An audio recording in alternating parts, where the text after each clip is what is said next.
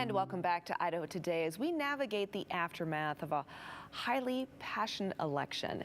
Many people are experiencing very big emotions. And that can be challenging, especially during the holidays with family members who have opposing views. So we're joined by Dr. Frank Anderson, a Harvard-trained psychiatrist and author, to offer guidance of how we can navigate the holidays with some peace with the family. So great to have you join us. Thank you.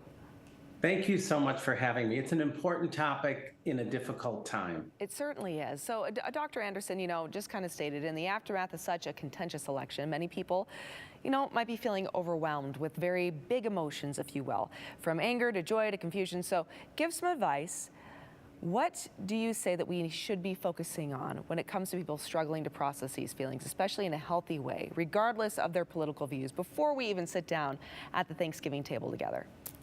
That's exactly right. It doesn't really matter when you're talking about emotional overwhelm, which side you're on. Both sides tend to have really big feelings. The key is to not let your feelings take over. I like to say, be with your feelings, be an observer of them. Because what tends to happen is when people get overwhelmed, they get taken over by their emotions, whatever they are, and then they tend to act from those emotions, which can often cause harm in other people. So if you have the capacity to stop, take a pause, be with your feelings, listen to them, you're going to be able to navigate these relationships in a very different way. Okay, all right. So that kind of whole mindful approach that we've heard so often about, right? It's become quite a popular word, but stopping, acknowledging, not burying and just bulldozing forward, right? Stopping, going, okay, how do I feel? Why do I feel like this? I do want to talk, though, about the emotional divide that seems to be affecting, though, relationships. We're talking family, friends, sometimes even coworkers. What can we do to search for common ground and avoid creating deeper divides with loved ones around such a politically driven time? This is a very important topic for me, and I'm so glad you're asking this question because we are so focused on the divide, and it seems to be getting bigger and bigger and bigger. What I like to say is we need to start paying attention to what we have in common.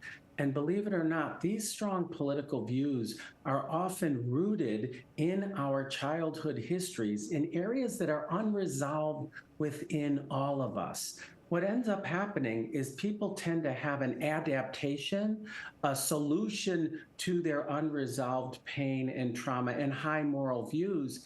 And that's what we focus on, is the way people react to their underlying feelings and beliefs. And the reaction or the adaptation is really what's different. My solution to the problem is this. My solution to the problem is this. That's what causes the divide.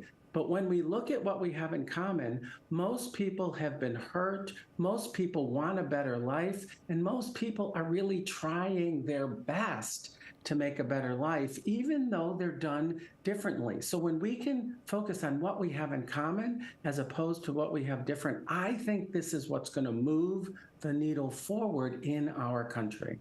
Okay. Let's talk about that Thanksgiving dinner really quick. So families sitting down, right? We're all chatting. Something comes up. You start to feel your emotions. How can people protect their emotional health but still be respectable or be respecting of others' feelings? How do they navigate that situation? Exactly. This issue around stopping and pausing, you use the word mindfulness.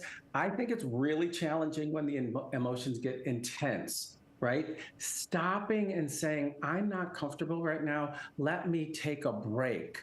What I'm aware of is intense emotions are much more harmful and toxic than silence is. I like to say hate is more powerful in a negative way than silence is. Taking a break and stopping is less toxic and harmful. So why don't you take a break, recover, get clarity on what you're feeling, then re-enter the conversation in a different way with a different intensity. So if you need to excuse yourself to the bathroom for a while, right?